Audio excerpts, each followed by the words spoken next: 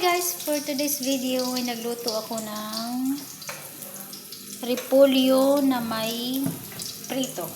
Susubukan ko, hindi ko alam kung anong tawag dyan guys. Susubukan ko lang.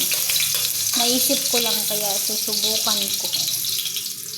Ayan nga, nilunod ko na yung bawang. Tapos yung pagka-brown na ay ilulunod ko na din ang sibuyas guys. So, nabubulol na naman. Ayan. Wait na lang natin na mag-brown din ang sibuyas. Saka na tayo mag-a-add ng kamatis. Hindi ko alam yung tawag ng lutong ito guys.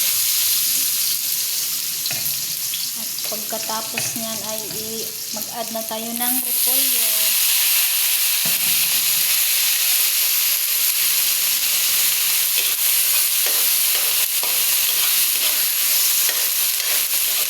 Hanggat hindi nakakahilo guys, susubukan natin. Char.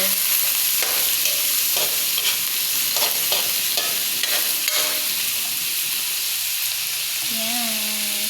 Wait lang natin yung lumambot na yung repolyo.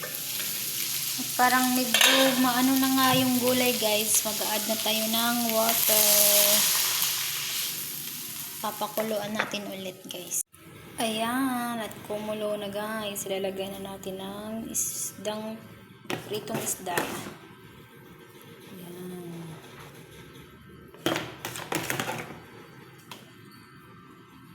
At pakukuluan ulit. Titimplahan. Pagkatapos ay hahanguin. Wow. So, ayan guys, at tinimplahan ko na.